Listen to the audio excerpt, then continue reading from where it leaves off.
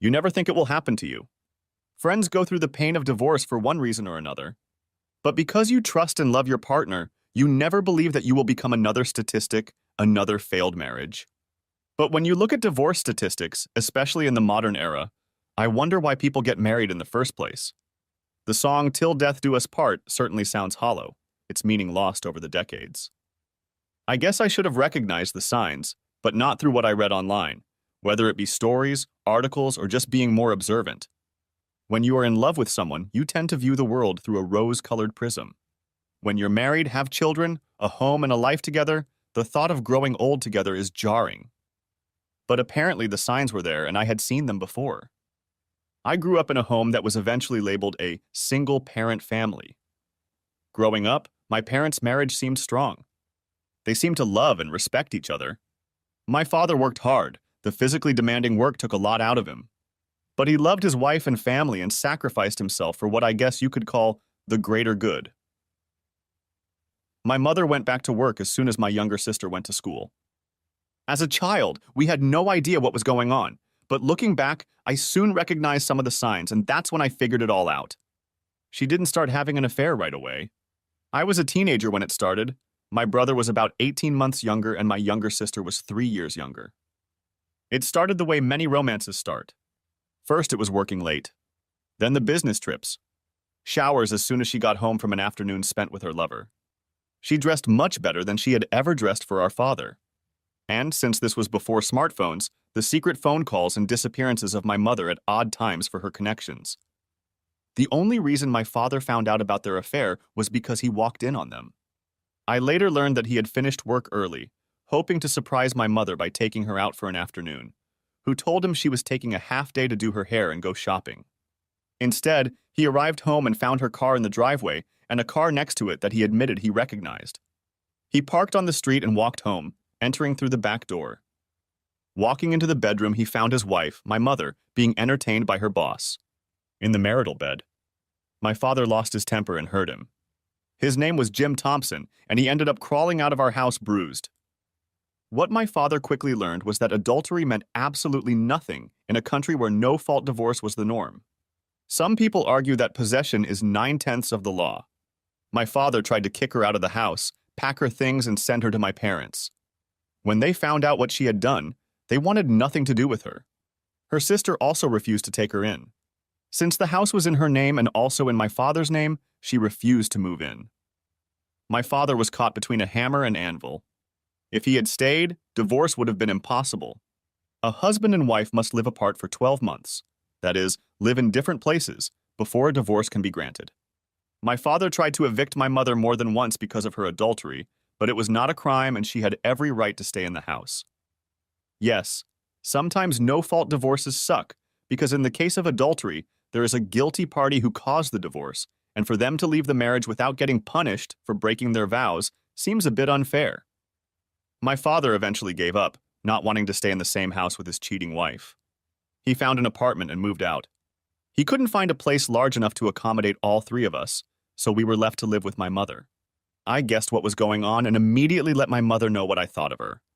She tried to explain her reasons, but I told her I was going to go live with my father as soon as I could. My little brother and little sister had not been told anything, so they just wondered why my father had left. I tried to explain everything to them without getting into the conversation. The only good thing my mother had done during that year was to keep our visits with my father going. For the first couple months, he was broken. He tried his best to make a happy face for his kids, but even we could see that the smile was forced. Being the oldest, he sat me down at the table one night after my siblings had gone to bed and confessed that we were the only reason he was sticking around, but he would fight for custody and try to get a home if possible. It was a pipe dream, though. In those days, men were rarely granted custody, and when it came to divorce after 12 months of separation, it required them to go to court to resolve custody and other issues. When I became old enough to appear in court, I emphatically stated that I wanted to live with my father. But because my brother and sister were considered too young to make that decision, even though the judge would take their word for it, custody of all three of us was awarded to my mother. The only silver lining for my father is that there is no alimony in Australia, although there is such a thing as spousal maintenance. However, it is not always awarded, and since our mother was earning well anyway, He only had to pay reasonable alimony. Unlike in the United States, in Australia, child support is reasonable for the parent who is no longer in the household, so my father would not be left destitute because of child support payments. The next 4 years were difficult. I already despised my mother, and she knew it. To any man she tried to introduce as her new partner, I made it clear that my mother was a whore who cheated on her husband, forcing him to leave the family home. More than once I left her in tears. By the time I was 16, we barely spoke, and I left the house as often as possible, for school, for a part-time job, or just not showing up. After the divorce, my father did get his life together and eventually met a beautiful woman named Naomi, his fellow divorcee. I supported their relationship, and she soon came to love his 3 children as her own. She had a daughter of her own, and we treated her like a sister. Despite the heartache, I was glad my father had found love again, even though I knew he was hesitant to marry. Naomi seemed to realize this and happily agreed to cohabitate. Eventually, they rented a house together and established a de facto relationship. As soon as I turned 18 and graduated from high school, I moved out of my father's house. I hated leaving my siblings, the only reason I stayed in the house until that age. But by then, my relationship with my mother had become unacceptable. My last words to her were, I'll admit, incredibly cruel, but it was just an explosion of all the negative thoughts I'd been holding inside me since my father had been forced to leave home, simply because he didn't want to stay married to a cheating whore. Despite the collapse of our relationship, she still sobbed as I packed my car on the day I left. I hugged my brother and sister, assuring them that I would be there for them and would not forget them, and then took one last look at my mother. The experience with my mother made me wary when it came to dealing with women. I had read many articles about infidelity and knew that I was a monogamous person at heart and would expect the same from any partner. I had a couple girlfriends in high school, but once I started working and making money, I started dating, hoping that I would find a woman worthy of my love and trust. I met Kylie when I was 21 years old. She was a recent university graduate. I was working as an engineer and taking night classes because although I enjoyed working with my hands, I was hoping to work my way up in the organization to a management position. I met her at one of the corporate gigs representing an engineering company, and she was working part-time as a sales rep for a supply company. We hit it off immediately, and by the end of the day, I had her number in my phone with a promise to call her. Hot date, Mark? My roommate asked. He was one of my best high school buddies, and we'd agreed to live together so the rent and bills would be cheaper. Something like that, Dave. Is this the girl you met at the conference? Yeah. Finally got up the courage to call her? I looked at him and smirked. Back off, Dave. I just waited a couple days so I wouldn't seem too pushy. Trust me, she was pretty excited on the phone when I called her and was anxious to meet up as soon as possible. After applying some aftershave, I decided I looked pretty good. Better than looking like a bum anyway. Although I had a decent job, the money still wasn't great, but I felt comfortable enough. We agreed to meet at one of the bars in town, and from there it was a case-by-case basis. I didn't usually organize dinner and drinks on first dates. Too many stories of women looking for a free meal, and the man who paid for it never hearing about it again. Walking into the bar after I parked the car, she was sitting on a stool. She was already sipping her drink, meeting my gaze across the room. When her eyes lit up and she smiled, my heart seemed to beat faster. Over a couple of drinks, we gradually got to know each other. She admitted that her role in the corporation was temporary and that she was only hired because she had a pretty face and that attracted men in her direction. She laughed, admitting that it was true, but it made her feel like a piece of meat. And so many married men hit on me, she added. It was disgusting. I realized what she was getting at. I know my own mother cheated, but both sexes were equally bad when it came to cheating. Out of my own curiosity, I looked up statistics online, and the fact that so many men and women admitted to having extramarital affairs shocked me. Making matters worse was the fact that, according to many articles written in Australia, we were notoriously known as a bunch of cheating scumbags. You were the perfect gentleman, Mark, she added, taking my hand in hers. You kept looking me in the eye the whole time and remained completely professional. At least until you asked for my number.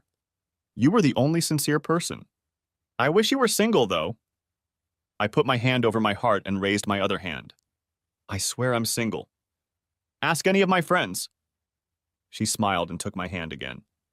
Good, because I have a good feeling about you. I've already been hurt. We agreed to take things slow. The first couple weeks we met for coffee or drinks. At the end of the third night over drinks, we had our first kiss. By then, she already knew about my parents' relationship. She hugged me tightly, and for some reason I felt better in my heart. When we kissed, I immediately knew it was the right thing to do. When I met her gaze, I sensed she was thinking the same thing. Drinks turned into dinner. A week later, she returned to the apartment I shared with Dave. He had a girlfriend of his own and spent most of his time at her place, so thankfully he wasn't there. After one last drink together, I took her hand and we made love for the first time. A month later, she confessed her love to me, I reciprocated, and things went on from there. Once she found a steady job, we started talking about serious things like living together, buying a house, marriage, and then children. By this point, even though what had happened to my father was on my mind, Kylie had already won my heart, and that was all that mattered. She was a pleasure to be around, and she admitted that she wanted to be a wife and mother above all else. Before we got married, we agreed to buy a house together. Fortunately, this was before the housing boom that was sweeping Australia, especially Sydney. However, due to lack of employment and a bad credit history, which she told me about, she could not co-borrow on the mortgage. I couldn't afford such a mortgage myself, nor would any bank offer it to me on my own, so my father suggested I become a co-borrower so that his salary would supplement my own. I had no idea how much it would save my ass in the future, but at the moment Kylie was very grateful to him and almost wept when he told her she was just another daughter. At the same time, her parents absolutely loved me, so when I popped the question just 3 months after moving into our new home, everyone was thrilled when we announced our engagement and wedding date. Marrying Kylie was the best day of my life up to that point. I married the woman I thought I was my soulmate, and she often told me I was hers. Walking down the aisle towards her, I was probably grinning like a fool. She started giggling when I took her hand, and we were both happy that we had finally committed to each other. It wasn't a church wedding, it was in a park with a marquee nearby to hold the reception. Our honeymoon lasted a week on an island in the Pacific. Sun, sea, sand. Not surprisingly, we found out that was when she became pregnant with our first child. She gave birth to a beautiful baby girl 9 months after our honeymoon and was ready for another child 6 months after giving birth. 18 months later, she gave birth to our son. 3 months later, we decided that 2 was enough. We both had what we wanted. To my surprise, she didn't want me to have surgery in case we changed our minds, and she didn't want her tubes tied either.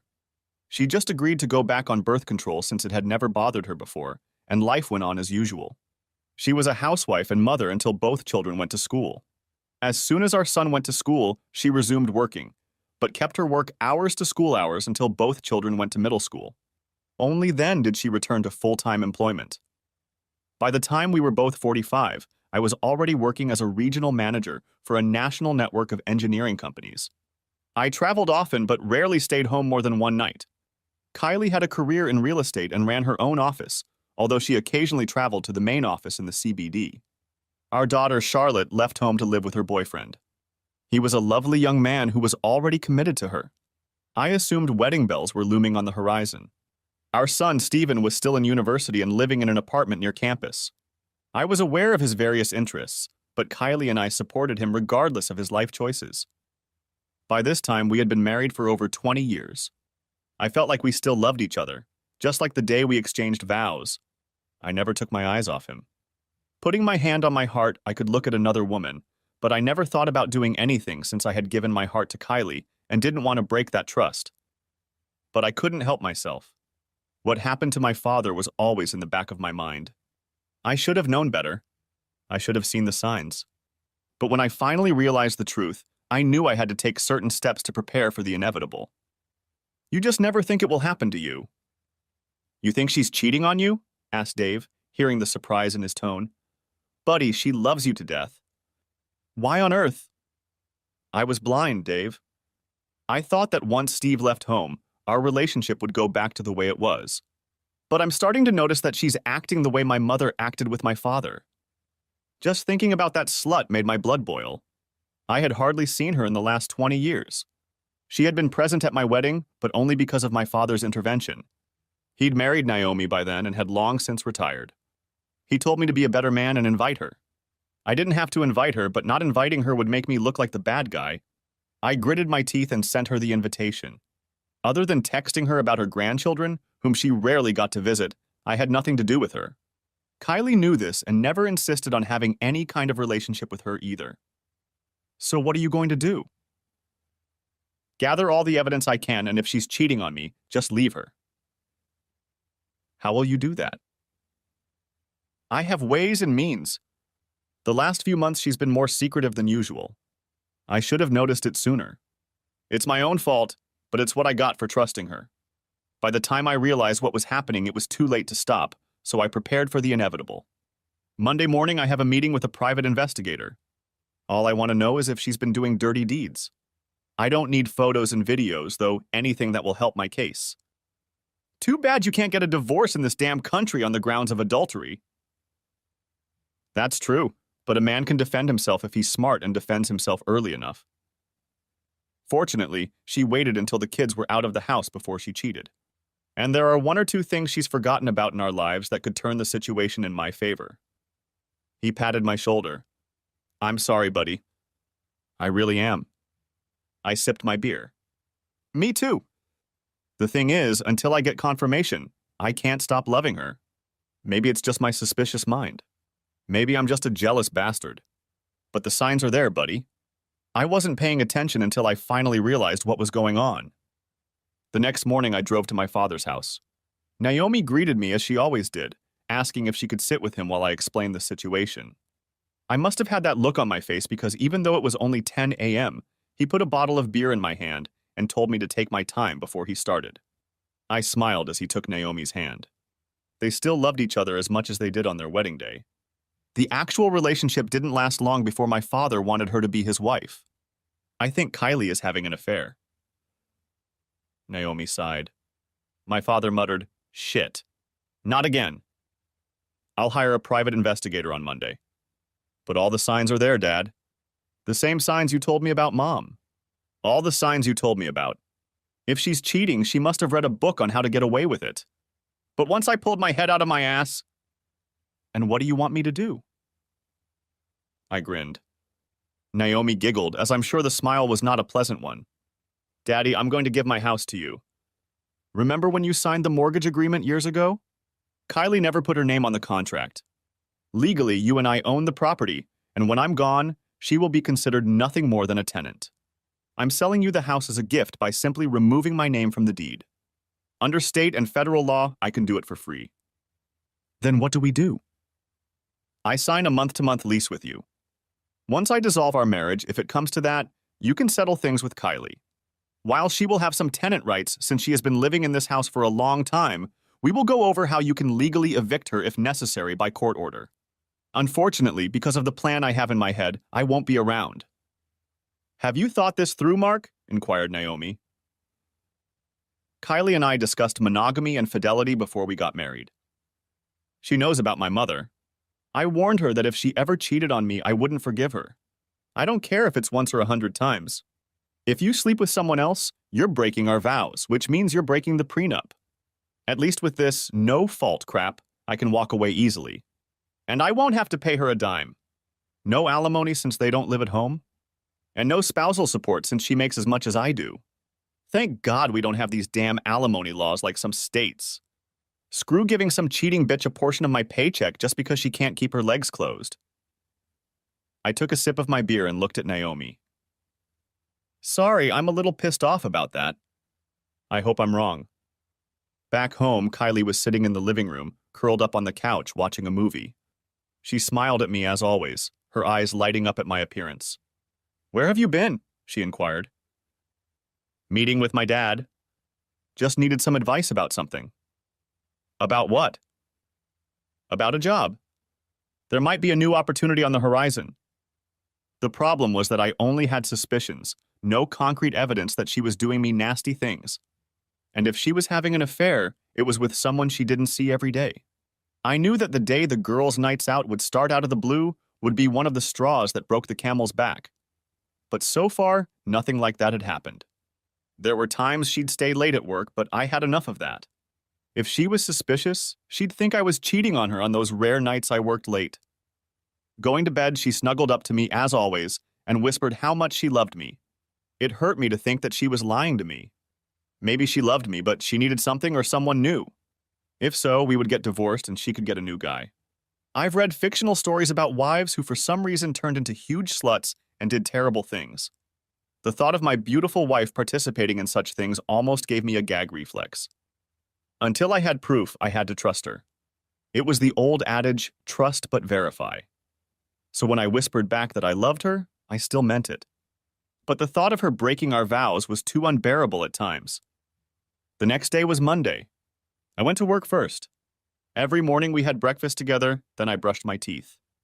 It was exactly the same that morning.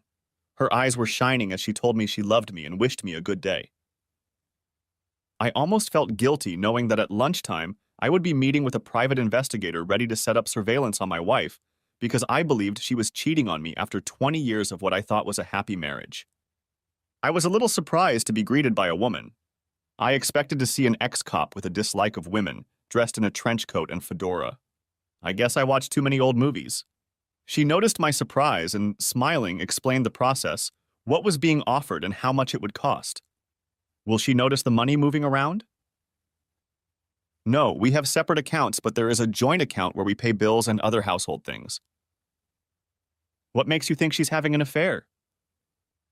I explained what I had seen my mother do, then what my father discovered, which my mother then admitted, and then explained the current situation. How is your sex life going? She finally asked. Once my son left home, it was cool. But about 6 months ago, it slowed down again. I thought it was just us putting it out of our minds. To tell you the truth, I'd have intimacy with my wife every damn night if I could. Just because I'm 45 doesn't mean I'm not interested in it anymore.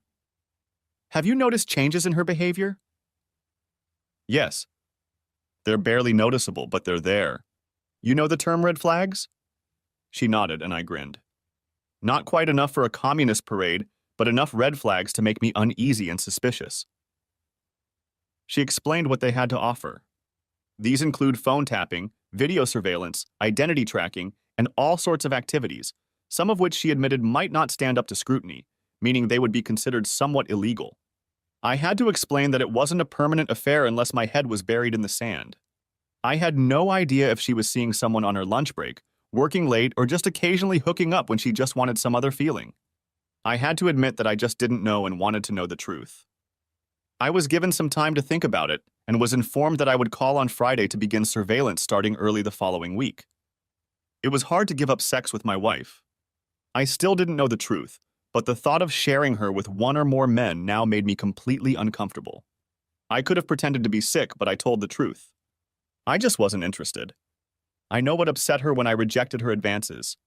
Eventually, she asked if I was stressed about work.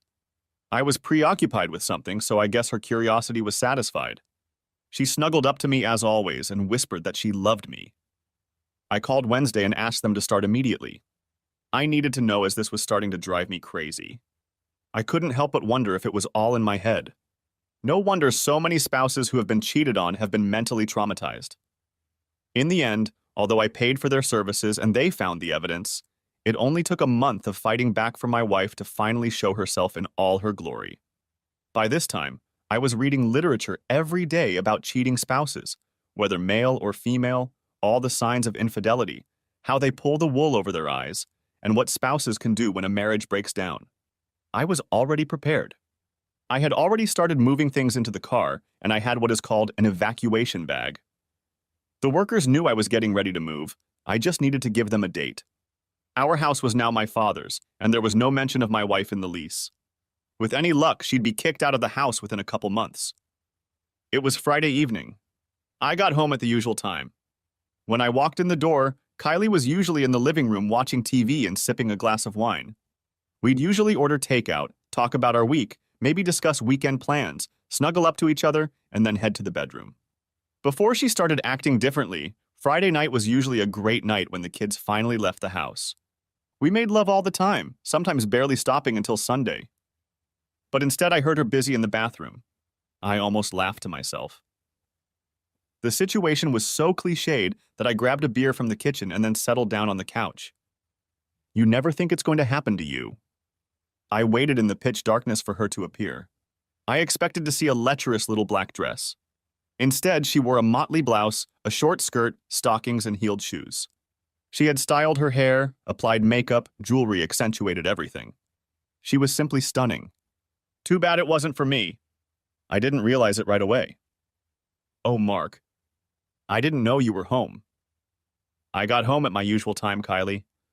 You've obviously been too busy primping and prepping for whatever it is you're doing. Where are you going? She took a deep breath. I'm going on a date tonight, Mark. With John from work. Why? It's just for work. It was a brazen lie. I knew who he was. He was an affair partner. He worked at the head office of her company. He was married and had children, about the same age as both of us. I'm not sure what she expected me to say, but there comes a point when a man just washes his hands of a man. If she expected me to beg or plead, she obviously didn't know me at all. She knew my stance on monogamy and fidelity. Standing up, she met my gaze as I approached her. I stared at her intently, and she eventually recoiled. I smiled as I made my way to the kitchen. You're not going to say anything, Mark? No. She had no idea how prepared I was. I guess we were both good actors. The only difference was that I wasn't tearing her heart out with lies. Okay. Fair enough. I'll be home later. We'll talk then. I didn't say anything but followed her to the door. She stopped and looked back at me, looking as unsure as I'd ever seen her. Whether it was guilt or not, I didn't know, and I didn't care anymore. Good night, Mark, she said quietly. Goodbye, Kylie. She must have realized what I was trying to say, but apparently she thought I was going to be another man I'd read about who would put up with this kind of crap. But I wasn't a cuckold. I wasn't going to put up with that kind of shit. I wasn't interested in open marriage, wife splitting, and things like that. It emasculates, demeans, and completely overturns the vows made at marriage. As soon as she left, I put my plan into action. I grabbed my evacuation bag and packed another suitcase, putting them in the car. I got on the internet and thanked the heavens that in this day and age, everything can be done through a phone app or online. We had very little debt, just a credit card that I immediately paid off and canceled. I paid all upcoming bills and then transferred most of our savings from our joint account to my own. I left her with enough money to pay a month or two's rent and bills. After that, she was on her own. Possession is 9/10 of the law. She didn't own the house, and by the time she realized our savings were gone too, I would be gone. As I walked around the house one last time, I couldn't help but sigh. So many good memories now ruined. Taking another mug of beer, I had 3 calls to make. The first one would be easy. The last 2 would be the hard ones. Dad, it's confirmed. She's cheating on me. She had the nerve to admit that she's going on a date with another man tonight. The plan goes into effect from now on. Where are you going? To Adelaide. I have a new gig there for 12 months. When the divorce is final, I'll probably go back to Sydney, but that's the thing. We'll wait and see. All right, son. I'll make sure she doesn't find out where you are. New number? I'll settle it as soon as I get there. I'll send you my new address as soon as I find a place to live. Drive carefully and don't do anything stupid. Dad, all I'm doing is leaving a cheating spouse. Unfortunately, this time like father, like son sounds a little hollow. You haven't done anything wrong, Mark. Just find peace in what you're doing, and soon you'll move on with your life. Just know that Naomi and I love you. Do your kids know? I'll call them next time. Good luck, son. Talk to you soon. Calling my kids was the hardest call I've ever made. I called my daughter first. She will always be Daddy's little girl. When I explained the situation, she cried on the other end of the phone. That's what hardened my heart, to hear my little girl sobbing because her daddy had gotten his heart broken. I assured her that I will always love her, but for the moment I am leaving. I'll email her all my new details once I get settled, but for now I'm not going to tell anyone anything. As for my son, he has shown the stoic attitude I would expect from any young man. He called his mother a whore, and the only question he had for me was what I was going to do with him. I'm going to find out where he lives and send it to his wife, I admitted. She deserves to know the truth. Other than that, I have no desire for revenge, Steve. This isn't fiction, it's real life. I'm heartbroken right now, but all I'll do is wait for the divorce and then somehow rebuild my life. I'm only 45, 46 when the divorce happens. What about counseling? Can she demand it? Marriage isn't like ours here, and neither are the divorce laws, Steve. You've read too many stories based on states' laws. As long as we've lived apart for 12 months, I can file for divorce. Since you're both over 18, I won't even be required to attend court, although I will, just to make sure everything goes smoothly. She can't require counseling since we've been married for 20 years. Well, I'd be careful, Dad. You know how the courts can be. If she's persistent enough, then I'll just take my evidence to the counselor, put the pictures in front of them, and ask them if they'll stay married to the woman who's cheating on them. Okay, Dad. Well, take care of yourself and keep in touch when you get to where you're going. I'll keep you in the loop as I believe Mom will be contacting me. She knows Lottie will protect you. Thank you, Steve. We'll talk soon. That was it. I wrote Kylie a short letter explaining that I was leaving and that she would hear from my father soon. I didn't give her the reason why, leaving it as a bit of a surprise. Other than that, I explained that I had already called our children and told them the truth, just like my father had. She could tell her parents that I left, but if I started getting insults or requests for reconciliation, I would send them proof. Finally, I took off my wedding ring and placed it on the coffee table, along with the note and all the proof I had received. These were copies, as I would keep the originals in case I needed to use them for any reason. Getting into the car, I didn't know whether to laugh or cry, but I found that all the stress I had been feeling disappeared as soon as I drove away from the house. I booked a hotel on the western outskirts of the city to prepare for my trip to Adelaide. I had 2 weeks to get there and set up my life, so I took my time and decided to stay in random country towns that had no more than a pub, post office, and police station, usually all in one building. A week later, I arrived in Adelaide. I was met at the office where I was to work by several people I recognized from previous corporate conferences. I already knew my role, so knowing I was a stranger in their city, they took me outside and showed me around, recommending neighborhoods where I should live. I ended up staying in a hotel for a month while I picked a place to live. I ended up choosing a modern 3-bedroom apartment in North Adelaide, after researching information and discovering that it was one of the most beautiful suburbs in the city. I wasn't interested in buying as the average price was expensive, although not as bad as Sydney. I intended to return home to Sydney after 12 months. As soon as I moved and changed my room, I informed my father, siblings, and children of the change in my circumstances. Charlotte called immediately, wanting to visit me. I missed her terribly and arranged for her to fly for a month. My son was finishing his studies, but as Christmas was only 3 months away, he would visit me then as he could stay for a few weeks. As for my father, he let me know what was going on with Kylie. Are you aware that she didn't get home until the next morning? Yes, I didn't distract the private investigators until the next day, as I was curious as to what she was doing that night. She went out to dinner with him, and it was all quite romantic. Then they spent the night in a hotel in the city. There was nothing else I needed to know. I thanked them for their efforts and paid them, as their services were not needed after that. Well, I heard about it through the grapevine and also what she told me. When she returned home, she found your wedding ring, the note, and the evidence. She called me, your children and her family, in hysterics. You obviously didn't answer your cell phone, and I know she sent you emails. Any calls from her went to voicemail and were deleted. I marked all emails from her as spam. Well, that was just the beginning of her problems. A week later, I showed up on her doorstep and showed her the lease we signed. Then I showed her the paperwork that you had gifted me the house. Her face turned pale as she realized it was all quite legal. I gave her 3 months to find a suitable place to live, and if she doesn't leave, I'll have the police evict her. She's still living there, but I know she wants to move out. Has she asked about me? Of course. She asked about your family, your children, your friends, even where you work. She's eaten up with guilt for throwing away 20 years of our life together. Has she explained to anyone why? Not really. She's sorry, of course, but I heard the same thing from your mother. She was sorry she got caught, not sorry she cheated on me. Cheaters always live in a fantasy world where they believe they are doing nothing wrong. The usual nonsense is that it was just sex. I never cheated on my wife for just sex. And believe me, Dad, by the time I was in my 30s and 40s, I was getting plenty of proposals. But I loved my wife, and I wouldn't dare back down from my vows. I got a second chance with Naomi, Mark. Give yourself time to heal, mourn your marriage, and when you're ready, open your heart to someone else. There are millions of good women in the world, Mark. Thanks, Dad. Love you, son. Take care of yourself. Work helped me distract myself.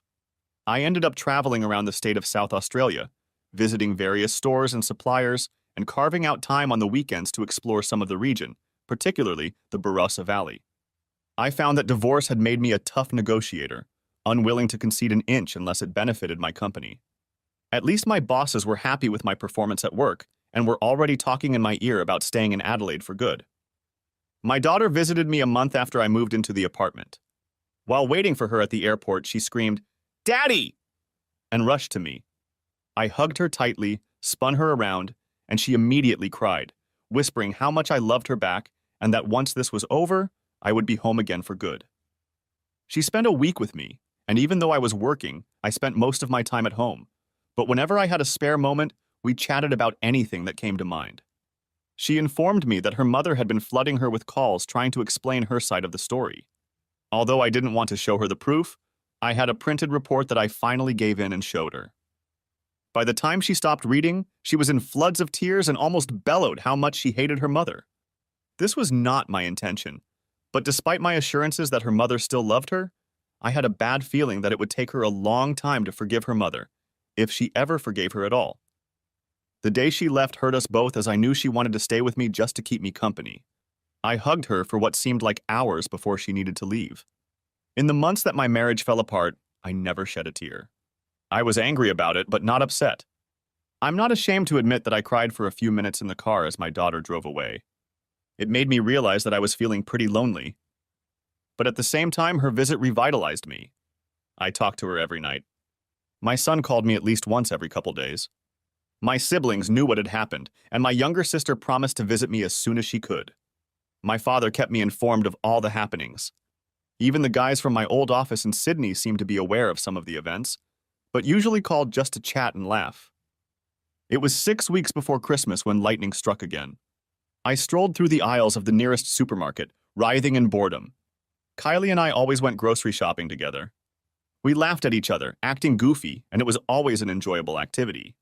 I reached for a bottle of salad dressing, not noticing the woman reaching for the same bottle. Our hands collided and we both turned and stared at each other. I'm pretty sure my jaw dropped slightly and her cheeks immediately colored. "I'm sorry," I said. "No, it's my fault. I didn't notice you." "Please take the bottle. I can get something else." "I can't take it, it's the last one." I don't know where I got the confidence in what I said next. "Tell you what, you'll take the bottle if you have coffee with me afterward." I had no idea who she was or what her name was or anything else, but that touch lit a spark in me. And just the sheer beauty of her face made me want to get to know her better. I held out my hand. "I'm Mark." She smiled, taking my hand and feeling how soft her skin was. "I'm Jennifer." "Do you often pick up women in supermarkets, Mark?" "No, you're the first." "And you're sure I'm not married?" "If you're not, I'll withdraw my invitation." "If yes, I hope you'll say yes." She was a brunette with hair almost to her shoulders. Her bright blue eyes were protected by a pair of thin-rimmed black glasses perched on a small nose. Her lips were full but real, and her face was classically beautiful. I had no idea of her age. I wanted to examine her otherwise, but held back even though I guessed she was 6 inches shorter than me. I don't know what she thought of me in response, but judging by her smile, she liked what she saw. "I'd like to get some coffee. Why don't you give me your number?" Giving her my number, she sent me a text. "I'll be done shopping in about half an hour, then I'll need to take this home to put it away. But I can meet you in a couple hours if you want?" "Are you local?" "Yes. I live nearby." "Do you?" "Same. I hate driving too far just to go grocery shopping." "Let me know where you are and I'll meet you there." Pushing the cart forward, she placed a hand on my forearm. "I'll see you soon, Mark. It's been too long since I've had a date at a coffee shop." I heard the tone and met her gaze. I saw the pain in them, as I saw the same expression in my own eyes whenever I looked in the mirror. "I'll text you when I get home and let you know where I'll be." After doing the rest of my shopping, I took advantage of the self-service and practically rushed home, throwing everything in the fridge and cabinets before showering and changing. Before I left, I sent Jennifer a text, asking if she liked the nearby coffee shop I'd grown to love since moving into the neighborhood. She replied a couple minutes later, admitting that she frequents the same store quite often, and asked if we'd seen each other before. Admittedly, I was a little nervous waiting for her to arrive. I had dated my wife during our marriage, but this was my first real date in 20 years. She walked in, overdressed, wearing an absolutely gorgeous sundress. After buying her a drink, we just got to know each other. She confided that she just marveled at my confidence in asking her out in the middle of a busy supermarket. She then added, "But when you touched my hand, Mark, I felt something. So it wasn't just me?" She blushed but nodded. "No. I often read about things like that, but I think it's just fantasy." She held out her hand to me, and we smiled as I closed my palm around hers. "I just felt it again," she whispered. Definitely felt it from my side. We didn't get too deep into the story, not on a first date. I recognized her name, she was single, and she smiled as she showed me her left hand, though it was obvious there had once been a ring on the third finger. She worked as a kindergarten teacher, but she had no children of her own. She lived alone in a small apartment. She had a few close friends. Her parents lived in the city, she had a younger sister, and she was 35 years old. "Oh," I said, 45. "I don't care how old you are, Mark. All I care about is what kind of man you are." When she said that, I had to admit that I had broken up with my wife. Noticing the nervous look on her face, I sighed and asked if she wanted another drink, as some explanation would be required. I didn't want to tell her everything on our first meeting, but if it was necessary. She made me smile by saying, "No, Mark, I trust you for now. I can see that you're in pain. Is it that obvious?" "I saw the same look in the mirror when he broke my heart." She took my hand again and squeezed it. "It gets easier, but at first it's just one day at a time. Then weeks and months go by, and soon the person who broke your heart will no longer matter." She smiled at me again. "And then maybe you'll meet the very person who starts to mend that very heart. It's just that some people wait longer than others, but eventually it happens. My father used to say the same thing." "Your father is a wise man." We finished our second glass and walked outside. Walking to her car, I felt awkward, not knowing whether to kiss her, hug her, or just wish her well. When I hugged her, part of me didn't want to let her go. I couldn't imagine finding someone I was attracted to so strongly and so quickly again. I guess we both didn't want to break the embrace. "Give me a call this week, Mark. I'd love to talk to you again. How about tonight?" She giggled, and it was a dagger to the heart. "You can call me whenever you want." I called her that night, and every night thereafter. Not wanting to interfere with her regular teacher's week, I asked if she wanted to go out to dinner Friday night. When she said she'd love to, I practically danced around the apartment as soon as I hung up the phone. I hadn't felt so giddy in a long time. At the conference on Thursday, more than one person remarked on my rather sunny disposition. Everyone knew about my breakup and impending divorce, so they immediately assumed I was seeing someone. Not wanting to jinx it, I told them that I enjoyed my date at the coffee shop and that I would be having dinner with the same person the next night. I added that I had no interest in going on dates. I went out with one woman at a time. If it didn't work out, I would try with another. The restaurant I chose had rave reviews online, but I hadn't visited it before. It was a casual dining room, but the food was supposed to be excellent. Despite the casual atmosphere, I still wore slacks rather than jeans, a long-sleeved button-down shirt, a pair of leather shoes, and some cologne, although stubble was kept to a minimum. The restaurant had a bar, and I smiled when Jennifer was already there waiting for me. She looked incredibly nervous. Noticing my approach, she stood up, and without thinking, I leaned in to kiss her. She immediately kissed me back. "Wow," she whispered, pulling away from me. "If you're only going to greet me like that on our second date." I wanted to do it at the end of our first. A waiter approached us to take us to our seats. Luckily, we got a small semicircular booth so we could sit side by side. After ordering our drinks, we chatted about our weeks. It was impossible not to notice how passionate she was about teaching, but when she confessed that she wanted to have children of her own, I started talking about mine. I think we were both annoyed when the waiter came back and asked about our order, as it disrupted the conversation. We agreed to split the appetizer and dessert, with everyone getting the main course. I was amazed at how easily the conversation flowed. I was mesmerized by her face, her voice, her mannerisms. I'm sure she caught my eyes more than once as she blushed each time. The food was excellent, no complaints, and the waiters and waitresses were attentive but not too intrusive. I paid after dinner, although she suggested we go to Holland's before I asked if she wanted another drink. She immediately agreed. I took her hand and led her to a bar I'd looked up online. It was a quiet place, a man at a piano playing background music. There were more booths here. Jennifer was enjoying a cocktail, and I was enjoying a bourbon with a mixer. "What's wrong, Mark?" she finally asked. I told her everything. How we'd met, about our life together, our children, our careers.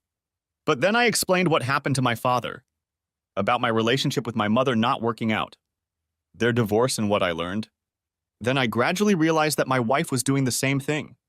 Then I confessed how I left, what I had done a few weeks before all of this. I'm still married, Jennifer, but we live apart. I moved here to make sure the divorce goes through. I'm not sure if you would consider what I'm doing cheating or not. I won't blame you if you do. But my marriage is over. It exists in name only. I will return to Sydney to make sure the divorce is finalized. And if you met someone here? Then I'd talk to him about our options. My children are in Sydney. Being so far away from them is hard.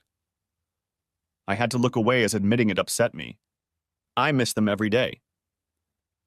My ex-husband was quite a piece of work, Mark. He swept me off my feet when I was 19. He was 25 at the time. The age difference didn't bother me, but my parents warned me about him. But I was in love and didn't listen to them. I didn't notice the red flags that showed up after a couple months. I was surprised he let me go to work, but that was all I was allowed to do. Slowly but surely, he isolated me from family and friends. I was expected to teach school and then come home and practically become his maid and whore. She paused, as I felt in my gut that this was only the beginning of the story. I suppose it was worse from there. I talked back to him, which means I was disrespectful to my husband. I was dressing like a whore or coming home late, that means I was cheating. I was spending money on things I wanted, that meant I was financially irresponsible. He never said anything positive, he was a sea of absolute negativity. I can't imagine wanting to say anything good about you, Jennifer, I said softly. I knew I needed to get away. He was crazy, and I knew that one day he would either hit me and put me in the hospital or just destroy me. I called my father and cried into the phone, asking him to save me. He arrived with 2 of my uncles and a few of his friends. My ex-husband tried to fight them off, but pushing and hitting a woman is different than fighting off a man. Or a man, since my father cleared his watch with 1 punch, and then they tied him to a chair while they helped me move out. I immediately went to the police, got a restraining order and an AWO against him. I've been divorced for 7 years and he doesn't know where I am. I've barely dated Mark. I've been afraid for so long. She raised her eyes and looked into mine. Then I met you, and I had feelings I hadn't felt in so long. I'd never felt them for him. She got behind the wheel, but it wasn't safe to drive, so I offered to drive her home. Stopping in front of an apartment building, I realized I had considered it before choosing my current residence. After escorting her inside, she opened the front door and hesitated. I made my decision, pulled her to me, and kissed her again. I had a wonderful night, Jennifer. I'd like to spend it again. During the week? Any night you want. I'm a pretty good cook in the kitchen if you'd like to have dinner with me. Let me know the night and I'll bring something too. I'm a pretty good cook myself. She smiled.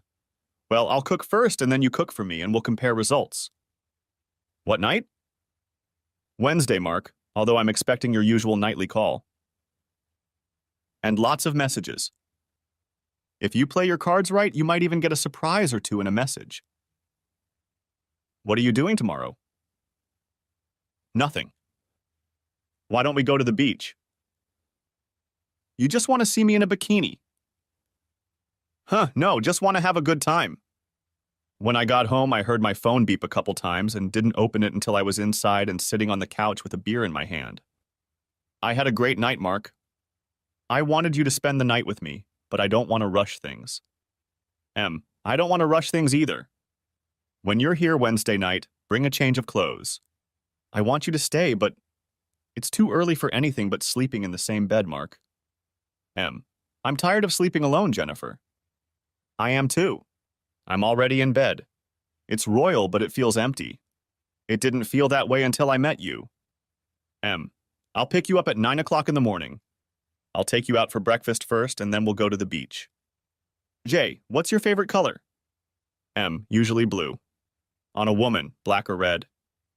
J. Then I have the perfect bikini for you. I'll see you in the morning, Mark. M. Sweet dreams, beautiful. The last message was a love heart. Stopping the next morning outside her apartment complex, she honked at me. I knocked on the door and heard her calling me inside. She smiled at me. What do you say? Do you have a broom? I'll have to fight off all the men. Her smile widened and she disappeared, returning in a t-shirt and shorts. Grabbing her bag, I put it in the trunk of the car next to mine and drove her to a beachside cafe to eat a simple but hearty breakfast. The beach had already filled up by the time we were ready to sunbathe. We spent the entire day on the beach, going down to the water a couple times. Do you want to stay for a drink? I'd love to, but if I stay, I don't want to leave. She walked over to me and said, Go home and change your clothes, she whispered. Come back and have a drink and stay the night. I ran into the house, threw out my things, quickly packed my bag, grabbed the essentials, and rushed to her. When I, out of breath, knocked on the door, she opened it and laughed as I caught my breath. Grabbing me by my shirt, she dragged me inside, slammed the door shut, and pushed me back onto the couch. The next morning, she made me breakfast, and we spent the day just lying around her apartment. Annie's silence was comfortable. Take your time, Jenny, I whispered. We have all the time in the world. I knew I was already in love with her, and I sensed she was feeling the same way. The only problem was that I hoped it wasn't a withdrawal. I had just recently left my wife of 20 years and had fallen in love with the first woman I saw. But I wanted to think it was fate that had brought us together. There was a reason we ended up at the supermarket that day. We didn't text constantly during the day because she was busy teaching, but we talked every night. The guys at work knew I was now seeing someone, and I let my family in Sydney know I had met someone special. My dad called and kept me up to date with Kylie. Apparently, she was on the verge of moving out. She was still trying to find me, but no one would tell her anything. She thought I was still in Sydney and hoped she would eventually meet me. Wednesday night couldn't come fast enough. Jennifer had prepared a sumptuous dinner that was delicious and hearty, and the dessert she made for us struck a chord with me. Patting myself on the stomach, I said, It is often said that the way to a man's heart is through his stomach. I love you, she whispered. Turning to kiss her, I couldn't help but smile.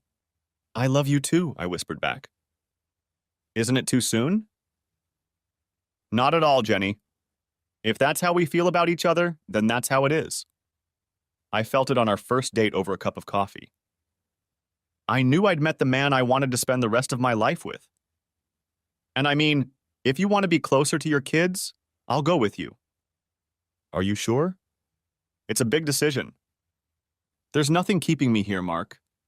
My parents are still healthy. My sister is happily married. I won't make a decision right now, but my heart says I should come with you. I'd love to meet your children. They'll be here for Christmas. Then you will all come to spend Christmas with my family. That night, she visited my apartment for the first time. She called it a bit bachelor, but it was clean and neat, though she understood why I kept it simple, since it was only a temporary place where I would be living. At the mention of marriage, she blushed and turned away. Gently taking her wrist, I admitted that I was already thinking about it too. Jenny, I can't remember the last time I felt this much love for Kylie. I'm not saying that because she broke my heart and cheated on me. Maybe all these years we've been on a roll. Maybe it's because it's something new. Maybe it's just because I'm older and have more life experience. But I love the hell out of you, Jennifer Morris. And one day, I want to be Jennifer Williams, she whispered back. For the next few weeks, life was bliss. We weren't separated for a single night, although truth be told, we spent more nights at her apartment rather than mine, as her apartment was much nicer to be in. She spoke to my father on the phone more than once, and I kept my kids in the loop, but they didn't want to talk until they met her in person. After calling my son the week before Christmas, I had to ask about his mother and what she was doing. I told her I wouldn't be here for Christmas. I think she guessed you weren't in Sydney. Lottie hates her daddy. I mean pure hatred. She's spoken to her once since you left, and since that phone call, she's practically stopped talking to her. I talked to your sister last night. She'll be here in a couple days. What about Grandpa and Naomi? I'll talk to them when I get back to Sydney. Jenny will probably come with me. We'll need to get her a job and buy a place as close as possible so she doesn't have to commute. Are you sure you don't want to stay there, Dad? Lottie and I have been talking and we're both considering moving there to be closer to you. I know your sister is thinking about it too. Jennifer listened and took my hand, squeezing it. Are you sure about this, Steve? You're going to leave behind all your friends and family. You're more important, Dad. Trust me, when Lottie gets here in a couple days, she'll be sure to mention it. And her husband will be in favor of it too. He hates living in Sydney. I glanced at Jennifer, unable to hide my surprise. I'll still need to go back to make sure the divorce goes through. Don't make any hasty decisions, Steve. I know how it sounds, but my decision to leave your mother the way I did was planned in advance. Oh, I'm more than aware of that, Dad. As far as I'm concerned, to hell with her. She's still trying to convince people that she didn't do anything wrong and that it was your own fault for leaving. Jennifer came with me to the airport the day my daughter arrived. She took her husband Tom with her, but as soon as Charlotte saw me, she dropped her things and ran to me. It was like those days when I used to pick her up from school and she was so happy to see me. She cried again for a few minutes, and when I introduced her to Jennifer, both of them were soon in tears. I looked over to Tom and shrugged helplessly. The next day, my son surprised me by knocking on my apartment door. "Daddy!" he exclaimed, and we hugged. The bastard gave me a big hug, and we both had to wipe our cheeks as I led him inside to introduce Jennifer. "Well, at least he looks a lot like you," she said. I knew what she meant, but I'd already done the DNA test. Kylie hadn't cheated on me this early in our relationship, but I still needed reassurance. Later that morning, I drove the 5 of us to Jennifer's parents' house. The trunk was full of gifts, and I dropped them all off. Her mother fell in love with my daughter in 2 minutes, and my son, I'm sure, was accepted by them as one of their own grandchildren, just as they accepted me as their son. I called my father through an online video service so we could exchange Christmas wishes. My brother, his wife, my sister, and her husband, and their children celebrated Christmas with him. Kylie had long since left our former home and moved in with her parents. The news that surprised me was that her affair partner was kicked out of the house by his wife, who used evidence to get him fired for gross misconduct. Apparently, my wife was holding on to her job literally by a thread, but was demoted and also lost several mutual friends who couldn't forgive her for cheating on me. It was a great day. My kids took tons of pictures for their social media accounts. I had long since lost interest in such things, considering them a waste of time, but soon I started getting messages from a few old friends who contacted my dad asking if he knew my number. Many were curious to know what happened, so I answered simply. Others gave me information about Kylie, but I replied that it just didn't matter.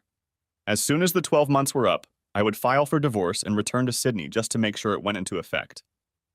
Christmas with Jennifer and her family was wonderful. When she mentioned that she was coming to Sydney with me, I told her that we would be staying in Adelaide and someone from my family would be joining us instead. Her face lit up, and I brought her almost to tears when I finally gave her the gift I wanted. It was too early to propose since I was still technically married, so I bought her a gorgeous necklace and bracelet. She immediately put them on and whispered that she would wear them as often as she could. After we ate a big lunch, her father offered me a beer, and we ended up in his garage where he put an old sports car on wheels. I haven't seen Jenny this happy in a long time, Mark. Partly, I think leaving Adelaide would do her good. But would you be happy to stay here forever? I'll stay here for her, and my children will move here to be closer. How soon can you finalize the divorce? A few months at the most. I've been honest with Jenny about everything from the beginning. I understand she's been doing nasty things to you? Yes. Maybe up to 6 months, although I only had concrete proof in the last few weeks before I pulled the pin. He shook his head.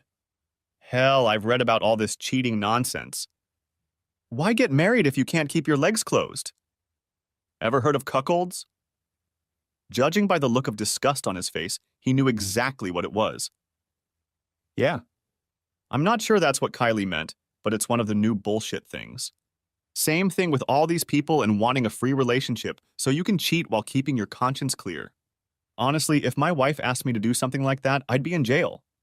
How much disrespect is there in asking someone to do that? Jenny's ex-husband here was both cheating and abusive. What? He put a hand on my shoulder. She barely knew about the cheating. But he was doing it with everyone who moved. He squeezed my shoulder. She loves you, Mark. Just don't break her heart. Please, I'm not sure I can handle another call like that from my little girl. He sipped from his bottle and, looking away, added quietly, I almost destroyed it, Mark. I love her more than anything in the world, Daddy. He grinned, already calling me son. I've been hurt badly myself, so we both carry the wounds in our hearts and souls. We help each other. We stayed until late afternoon and my daughter drove us home as I had too much to drink. Back at my apartment, the kids went to bed and Jennifer dragged me to our bedroom. If it was good, she enjoyed New Year's Eve even more. I told my kids to have fun while I walked her to a hotel downtown. After dinner and drinks, I escorted her back to our room where there was a bottle of champagne and a few appetizers. Any wishes for the new year? I inquired. Not just one. Would you like to hear them? Sure. I want you to live here with me. Deal.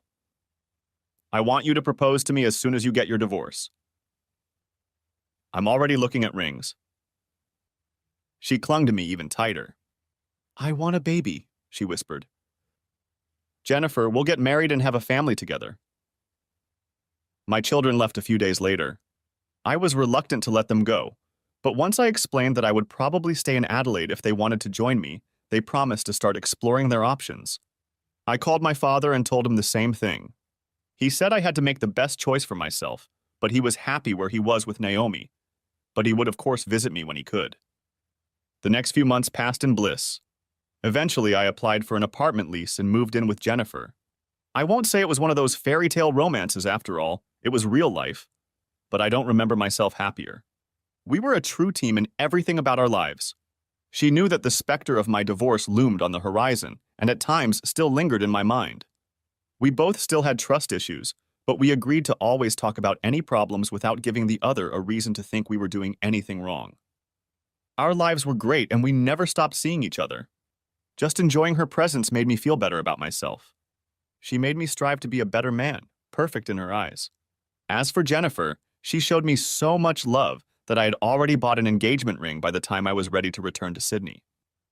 During the flight, she was more nervous than I was because she knew there were still potential banana skins. My dad met us at the airport along with my siblings and kids. We would stay with my dad while the divorce was being finalized. I had already filed the papers, but the lawyer informed me that Kylie was trying to contest the divorce. Sitting with Jennifer in his office, I was shocked that she was even trying to prevent it. I haven't seen her in 12 months, I stated. I followed the letter of the law. I can even prove that I have lived in Adelaide for the last year, and she has not lived with me during that time. What's more, we haven't been in touch at all. That's true, but she can still argue that, he replied. No judge will listen to her arguments, and no counseling will be forced. I assume Jennifer is your partner? Kylie cheated on me. That's the original reason. Now I have a more compelling reason to divorce her. Once we're divorced, I'll propose to Jenny and we'll get married as soon as possible.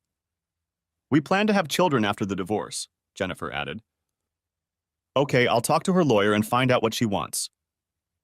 There's really not much she can do, but a smart lawyer will be able to fight it. 3 days later, I heard from my attorney. Kylie would sign her name to the divorce agreement, so the petition would be joint, and therefore the case would proceed without delay if I agreed to talk to her one last time. I discussed this with Jennifer, who supported me whatever I chose to do. My attorney suggested that I just talk to her to get things settled. My father agreed. You're with Jennifer now, son, he stated. You're getting married, starting a new family, and your kids will be with you in Adelaide soon. Are you still angry with her? Not really. I've gotten over it. I guess you haven't. It's her own fault, and I understand why I don't want to see her, but let her speak her mind and then just put it all behind you. Okay, I'll talk to my lawyer and he'll sort it out. The very next week, we found ourselves in court. My lawyer explained that once the meeting was finalized and she signed the papers, the judge would be ready to sign off on our divorce, and I would be a free man 1 month and 1 day after the judge issued the divorce decree. I hadn't seen Kylie since the night she left for her date. She was waiting in the room when Jennifer and I approached my attorney. He explained that Kylie was inside with her attorney and no one else. Taking Jennifer's hand, I led her and the lawyer into the room. Kylie looked up in shock when she saw that I had entered with another woman. Barely glancing at her, I guided Jennifer to a vacant chair and pulled it out, as always, making sure she was comfortable, while I sat down in the chair in the middle, my lawyer to my left. Taking Jennifer's left hand in my right hand, I made our hands rest on the table in full view of everyone. She pulled her chair as close to mine as possible and rested her head on my shoulder. Finally, I looked at Kylie. To be honest, she looked like shit. I'd heard often enough that Kylie's life hadn't been easy since I'd left her. I had no sympathy for her in the slightest. She had made a choice that had cost her everything. She had no contact with her daughter at all. Our son barely spoke to her at all. My whole family cut off all contact with her. And from what I heard, even her own family was disappointed, but felt they had to accept her once my father kicked her out of the house.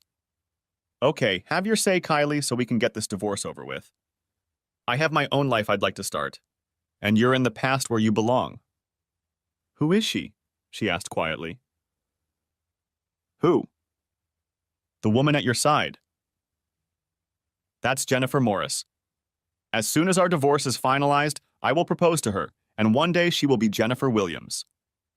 And I will naturally say yes to his proposal, because I want nothing more than to be his wife and the mother of his future children.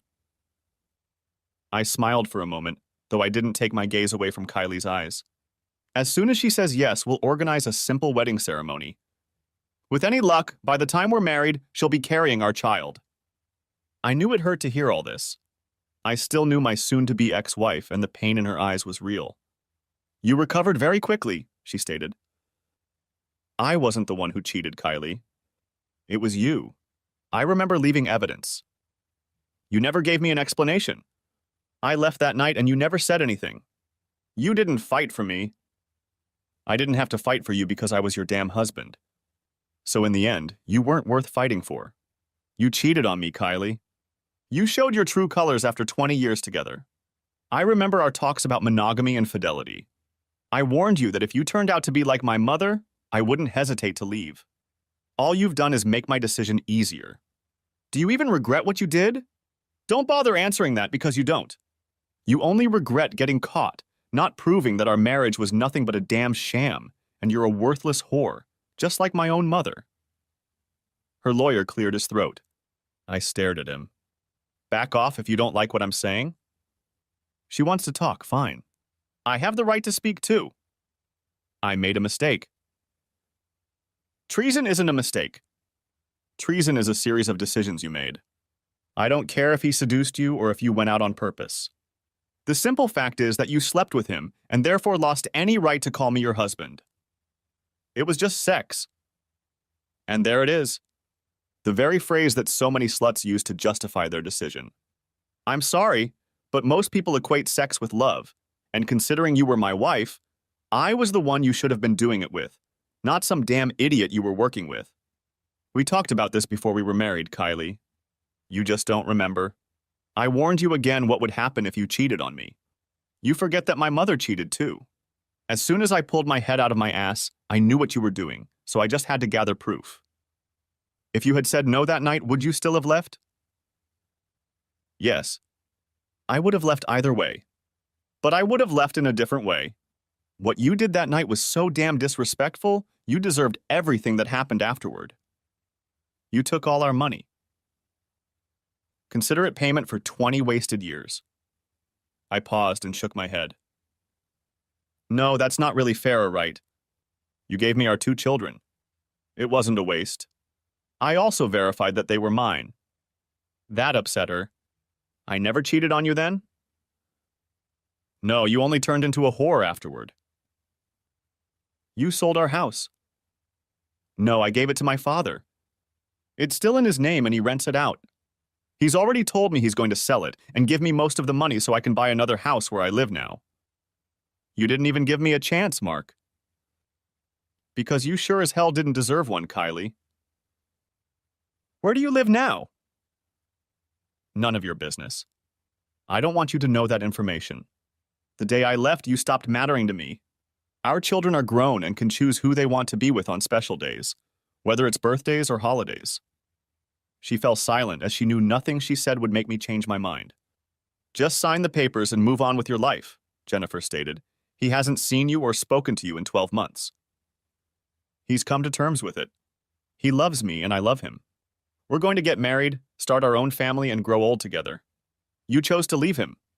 I'm glad I was the one who caught him, hugged him, whispered that everything would be okay, and I would never let him down.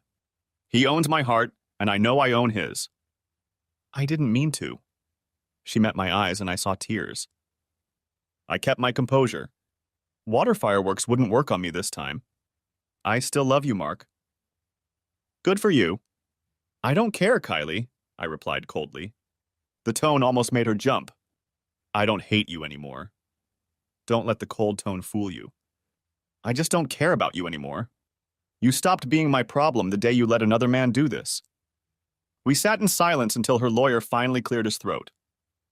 Kylie, this is clearly going nowhere, her lawyer stated. Just sign the papers and end this farce. He has clearly gone further, as he intends to remarry. No judge worth his salt would stand in the way of that. Your marriage is over. Your children are grown. You no longer have any property in common. It's over. Do the decent thing, sign the papers, and move on with your lives. He took the papers out of the folder and placed them in front of her, then held out a pen to her. Kylie met my gaze, and that's when she cried. I knew her enough to know she was genuinely upset. Wiping her cheeks, she gingerly took the proffered pen with a trembling hand and looked over the papers. At the very bottom, she signed and dated. Is my presence in the courtroom necessary? I asked my attorney. No, Mark. You are free to go. You will receive the divorce decree in the mail. Good. Then we're done. Rising to her feet, Jennifer took my hand and I led her out of the room. I'm sorry, Mark, I heard her say. I'll always love you. I appreciated the apology, even though it no longer meant anything. It was too little and too late. But as for the last 3 words, I'm pretty sure she still loved me, but I didn't care. The woman I loved was now holding my hand, and in a month and a few days she would be my bride. Walking outside, my father, Naomi, Steve, and Charlotte were waiting for us at the cafe. Gesturing to my head, we walked onwards to the nearest pub as I was panting for a drink. After buying a mug each, we sat down at a table, and I explained what the conversation was about. They cheered up when I admitted that it was probably more me talking, laying out everything I wanted to say. What did she look like? Inquired Charlotte. Like shit. Definitely looks her age, if not older. Definitely deserved the upgrade, Jennifer whispered in my ear. Did she sign the papers? My father asked. Nodding, we clinked glasses and sipped our beers. I went through the same shit with your mother. I'm sure everything Kylie told you, she tried to tell me too. She wasn't trying to blame me, Dad. Mom was accusing you of working too hard. Did she try to justify it? Inquired Stephen. Yeah, the old line. It was just sex. What is it with these promiscuous women claiming it was just sex? Charlotte wondered almost to herself. I married my husband and wouldn't dream of leaving him just for that. If I want it, I turn to my husband and achieve it. She stopped and blushed, realizing that she had just said that in the presence of her father and grandfather. We exchanged glances and burst into laughter. Well said, girl. Well said, exclaimed my father. And those are words to live with. Your grandfather doesn't stand a chance, Naomi declared, and if he needs a little chemical help, he knows there are other things he can use. Naomi, that's my grandfather, exclaimed Charlotte. He's not dead, and neither am I. I'm 65 years old and still more than capable, objected Naomi. Your grandfather met me at the right age. But once we were together, we made a promise to be good to each other. We both had failed marriages due to infidelity. I'm just glad it's almost over, I admitted. I don't like being another divorcee, but like I said in the room, infidelity is unforgivable. Fair play to those who choose to make a relationship work. Perhaps if you kids were 10 years younger, I would have felt trapped. But then I looked at my dad. It was a struggle, but he always supported me. We stayed in Sydney for a few more days while I discussed with my family their plans. Charlotte and Tom immediately agreed to come to Adelaide. Stephen was still assessing his options but would likely join us. To my surprise, my sister offered to join us. Inviting her to dinner when she arrived alone, I learned that her marriage had also broken up. You can stay with us while you work things out, Jennifer offered. Any family would welcome you. You are my family now, and my family is yours now too. I'm selling the house here, and we're going to capitalize on it, I added. Housing prices in Adelaide are a lot more reasonable than here, so we're going to buy a big house. With rooms to fill with little people, Jennifer suggested, taking my hand and placing it on her stomach. I'll be carrying our first child soon.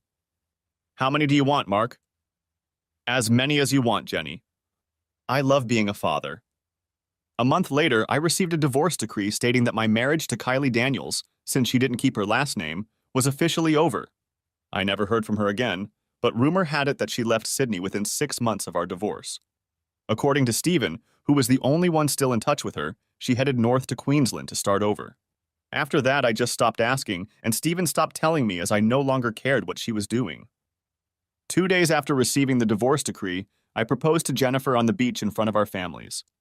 She could barely get a word in edgewise, nodding as I slipped the engagement ring on her finger. 6 months later, we were married on the same beach, as our new home was only a few hundred meters away. As she walked towards me in her wedding dress, no one could fail to notice her baby, but my future wife just glowed as her father led her towards me.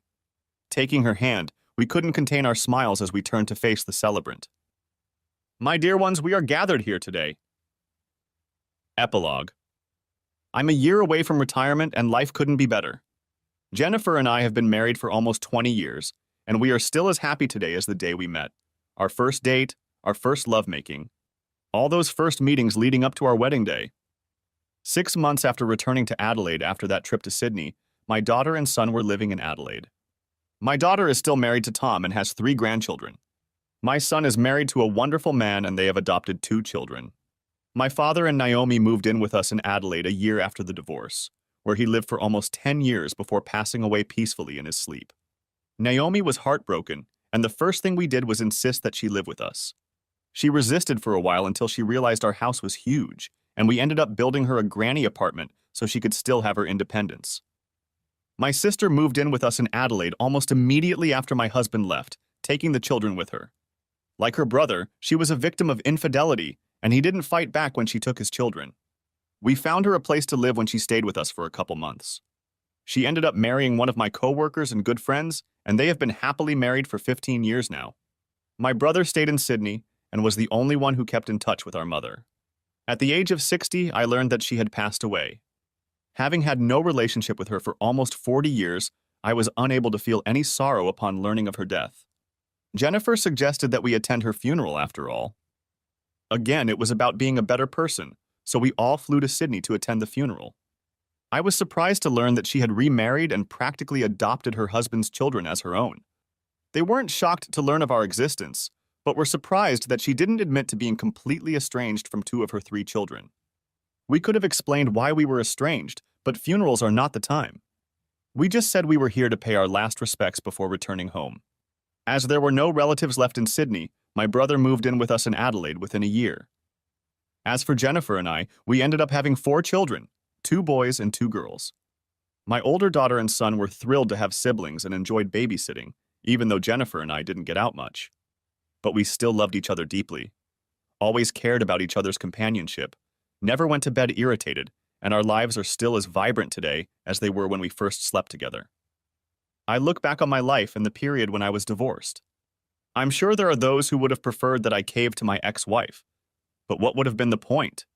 The fact that I left without saying a word actually hurt her much more, and I kept quiet for a year until I went back just to make sure the divorce went through. She knew my thoughts on fidelity and broke the contract. As for those who believe in reconciliation, I can't agree with that either.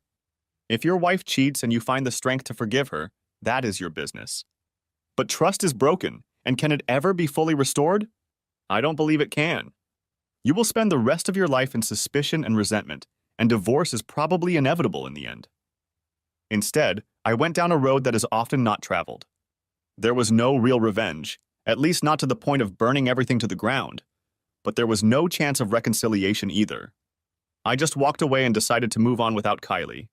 I found Jennifer, my one true soulmate. I still maintain that meeting in the supermarket was fate. I'm not religious, but I'm sure there are old world religions that talk about gods of fate. Are you ready, Mark? I turned around and saw my wife looking simply gorgeous in a gorgeous red ball gown.